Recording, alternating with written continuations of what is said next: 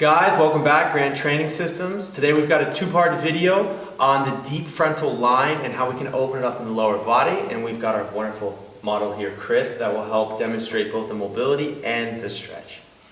Alright guys, so now we're going to start with the first part and the mobility, which we always want to do first because we want to warm the body up, but we also want to prepare that tissue that we're going to work on in later stretch. So Chris has been briefed on the exercise, the position that she needs to take, so I will let her get started. I will move out of her way. And as we see, she's got her knees dropped back because we want that frontal line in her chest to be on that roll. So if her knees are too far forward, the thoracic mobility blocks her basically and doesn't really allow her to drop down. So what she's going to focus on is keeping that arm on the ground, Chris, if possible, so we don't contract the muscles that we're trying to release. And she's going to go over that frontal line of just that chest tissue, both where it connects to the bone, that might hurt a bit more because of the periosteum, the tissue that we have around our bone, is usually quite sensitive, but also because of the fascia there. And this is where we notice a lot of the tightness gets hidden and lost, if you will, that we don't notice. So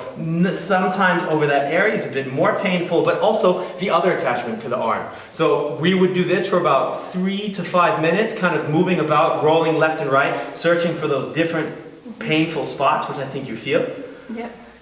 And then as she does this, she's just going to kind of, again, slowly go through it, try to remember to breathe, stay relaxed, don't tense up too much, keep your Zen face, if you will.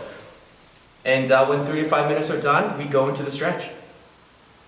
Okay, now that the roll has been done, Chris has been again briefed on the stretch that we want to have her do. And this one's going to have two positions. One's going to focus more on the superficial fibers, and the second one that's going to go more into the deep fibers. And these are the fibers that cause most of the problems and that frontal line to drop, yeah? So Chris, go ahead and start in your first position. This is going to be the back stretch that most of us know. She's just going to focus on keeping her hands in place on the mat, pulling herself back a little bit, causing a little bit of traction in that joint. So that allows us to not only stretch the latissimus dorsi in this area and also the pec major and minor here, but also get a little bit of traction in that shoulder joint.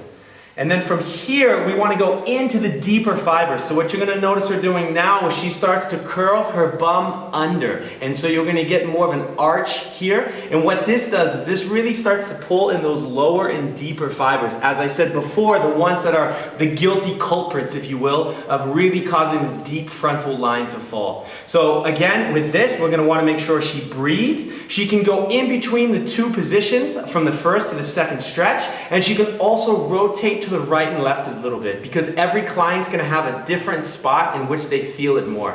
But again, the most important thing is each individual client stays in their position where they feel it the most. And with this, between the two, we would want to look again at about 3 to 5 and sometimes even up to the 10-minute range of how long we want to keep in this position.